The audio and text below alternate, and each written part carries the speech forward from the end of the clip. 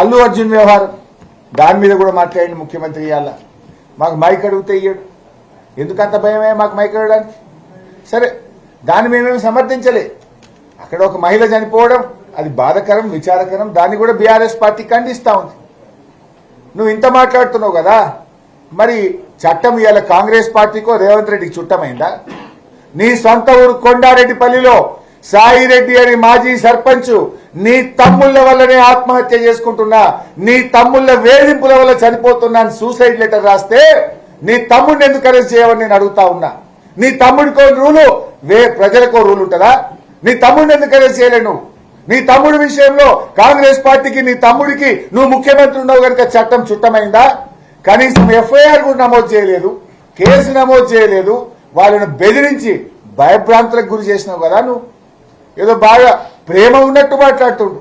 మరి ఒక గిరిజన విద్యార్థి వాంకిడి హాస్టల్లో నీ ప్రభుత్వం అన్నం పెట్ట చేత కాకపోతే విషాహారం తిని శైలజ అనే అమ్మాయి 10-12 రోజులు నిమ్స్ ఆసుపత్రిలో చావుతో కొట్టుమిట్టాడి పోరాడి శ్వాస విడిచింది. మరి ఆ శైలజను పరామర్శించడానికి రేవంత్ రెడ్డికి ఒక్క నిమిషం టైం దొరకలేదా? నీ మంత్రులకు ఒక్క నిమిషం టైం దొరకలేదా? చివరికి అమ్మాయి చనిపోతే అంత్యక్రియలకు కూడా వెళ్లకుండా మా ఎమ్మెల్యే గారు కోవా లక్ష్మి గారిని అర్ధరాత్రి 12 గంటలకు అరెస్ట్ చేసినావు కదా రేవంత్ రెడ్డి. ఇదా నీ ప్రజాపాలన? పెద్ద నీకేదో ప్రేమ ఉన్నట్టు మాట్లాడుతున్నావు. సరే, అది దురదృష్టకరం. ఆ సంఘటన ఎవరు చనిపోవాలని కోరుకోం, కానీ ప్రేమ అందరి మీద ఉండాలి కదా. నీకు అవసరమైతే ప్రేమ, లేకపోతే విషమా? శైలజని ఎందుకు నువ్వు పరామర్శించలే? శైలజ కుటుంబాన్ని నువ్వు ఎందుకు ఆదుకోలేదు? శైలజ అంత్యక్రియలకు మా ఎమ్మెల్యే గారిని పోనీయకుండా ఎందుకు అరెస్ట్ చేసినావు అని నేను అడుగుతా ఉన్నా. రేవంత్ రెడ్డి అంతా కూడా మొసలి కన్నీరు డ్రామా. అవసరానికి పాట పాడతాడు, మాట మాట్లాడతాడు. ఆయనలో నిజాయితీ లేదు. ఈ అసెంబ్లీ సమావేశాలు మీరే సాక్ష్యం. అసలు అసెంబ్లీ అంటే ఒక శాంటిటీ. రాష్ట్ర ప్రజలు శాసనసభను ఒక దేవాలయంగా చూస్తాం. శాసనసభ అనేది రాష్ట్రంలో అత్యున్నతమైన చట్టసభ. ఆ సభలో ఒక చర్చ జరిగినా, ఒక మాట మాట్లాడినా దానికి ఒక గౌరవం, ఒక విలువ ఉండాలి. కానీ రేవంత్ రెడ్డి గారు ఆయన సభానాయకుడే ఇందాక నేను చెప్పినట్టు కాళేశ్వరంలో 20 లక్షల ఎకరాలు సాగైతే 50,000 ఎకరాలే సాగైందని మాట్లాడుతాడు. అన్ని అబద్దాలు. అట్లా చూసుకుంటూ పోతే ఉత్తమ్ కుమార్ రెడ్డి గారు నీటిపారుదల శాఖ మంత్రి మొన్న అసెంబ్లీలో మాట్లాడుతూ 10 ఏళ్ల బీఆర్ఎస్ పాలనలో ఒక్క ఉద్యోగం ఇవ్వలేదు. ఏమో మాట్లాడాలి? మీరు ఆ వీడియో తీసి ఆయన వీడియో నా వీడియో ప్లే చేసి ప్రజల్లోకి వదలండి. Let people understand. మేము 1156 ఏఈ అసిస్టెంట్ ఎగ్జిక్యూటివ్ ఇంజనీర్ ఉద్యోగాలు ఇచ్చాం, 469 ఏఈ ఉద్యోగాలు ఇచ్చాం, 212 జేటీఓ ఉద్యోగాలు ఇచ్చాం. అన్ని కలిపి ఒక ఇరిగేషన్ శాఖలో 2094 ఉద్యోగాలు మేమిస్తే ఉత్తమ్ కుమార్ రెడ్డి అసెంబ్లీలో మాట్లాడతాడు 10 ఏళ్ల బీఆర్ఎస్ పాలనలో ఒక్క ఉద్యోగం ఇవ్వలేదని ఉత్తమ్ కుమార్ రెడ్డి మాట్లాడితే అది శాసనసభనా ఇంకేమన్నా కాంగ్రెస్ పార్టీ ఆఫీసా? అసెంబ్లీని ఇలా గాంధీ భవన్ లాగా మార్చింది మీరు. గాంధీ భవన్ లో గత 10 ఏళ్లు అబద్దాలు చెప్పిందే చెప్పి గాంధీ భవన్ లో 10 ఏళ్ల బీఆర్ఎస్ పాలన మీద గోబల్స్ ఎట్లయితే ప్రచారం చేసిండ్రో ఇవాళ అసెంబ్లీలో కూడా అవే గోబల్స్ ప్రచారం చేస్తున్నారు. అప్పుడు 4,17,000 అయితే జూపల్లి 8 లక్షలు అంటాడు, ముఖ్యమంత్రి 6,30,000 అంటాడు, బట్టి విక్రమార్కనేమో 6,87 అంటాడు. ఏంది? అప్పుల విషయంలో అబద్దాలే, కాళేశ్వరం నీటి పారకంలో అబద్దాలే, ఇకపోతే ఉద్యోగాలు ఉత్తమ్ కుమార్ రెడ్డి ఉద్యోగాలు ఇచ్చే విషయంలో అబద్దాలే. రాజేందర్ రెడ్డి అని ఒక ఎమ్మెల్యే, కాంగ్రెస్ ఎమ్మెల్యే అంటాడు ఒక్కో బీఆర్ఎస్ ఎమ్మెల్యే 1000 కోట్లు సంపాదించాడు. ఇదేం అబద్దాలు? అంటే నోటికి వచ్చినట్టు మాట్లాడడం. స్పీకర్ గారు కూడా వాటిని ఎక్స్పెల్ చేయకపోవడం, తిరిగి ఆన్సర్ చెప్పడానికి మాకు అవకాశాలు ఇవ్వకపోవడం. ఫార్ములా ఈ రేస్ మీద కూడా చర్చించాలని మేము అడిగాం, దాని మీద కూడా ఈరోజు మాట్లాడలేదు. నీ పాలనలో ఏముంది రేవంత్ రెడ్డి గారు? 54 మంది గురుకుల పాఠశాల విద్యార్థులు నీ ఏడాది పాలనలో చచ్చిపోయింది. నీ ఏడాది పాలనలో 89 మంది ఆటో డ్రైవర్లు ఆత్మహత్య చేసుకున్నారు, 29 మంది చేనేత కార్మికులు ఆత్మహత్య చేసుకున్నారు, 450కి పైగా రైతులు ఆత్మహత్య చేసుకున్నారు. నీ పాలనలో 1000కి పైగా రేప్ కేసులు జరిగినాయి. ఈ రాష్ట్రంలో దాదాపు 390 ప్రొటెస్టులు జరిగినాయి. కుక్క కాటులు, పాము కాటులు, తేలు కాటులు నిత్యకృత్యమైపోయినాయి.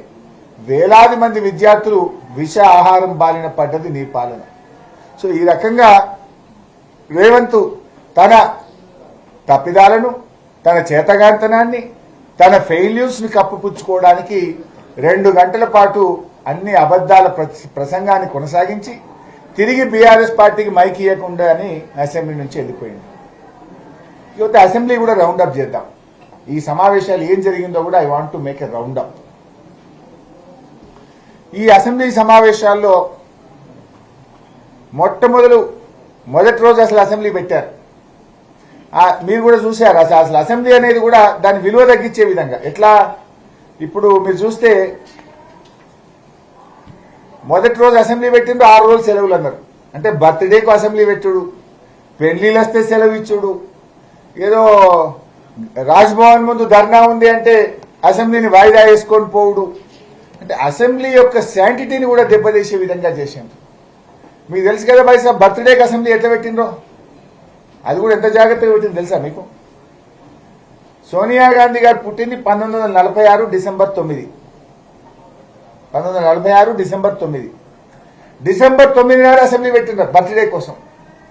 జీవో ఇచ్చిండ్రు, ఏది తెలంగాణ తల్లి విగ్రహం జీవో నెంబర్ కూడా 1946 ఇచ్చిండ్రు.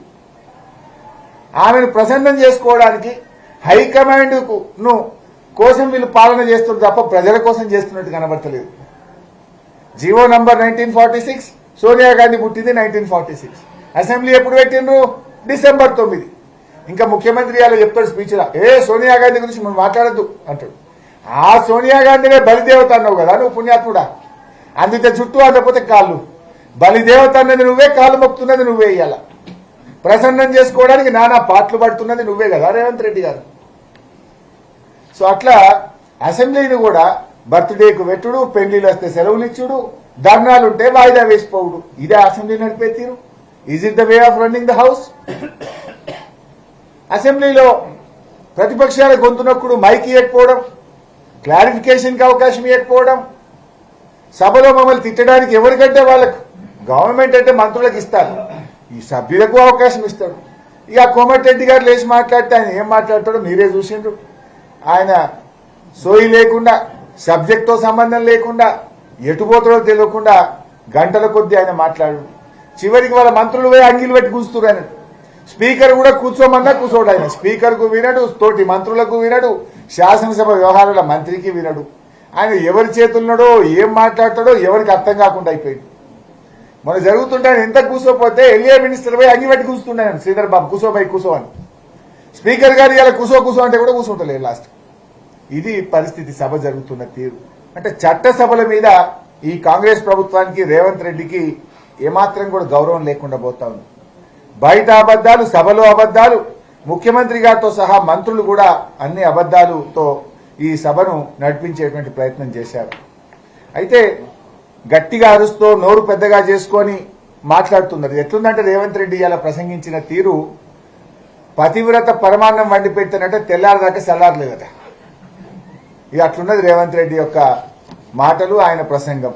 అవినీతి గురించో, రాష్ట్ర అభివృద్ధి గురించో అసలు ముసలి కన్నీరు కాలుస్తున్నారు. రేవంత్ పాలనంతా అవినీతిమయమే కదా.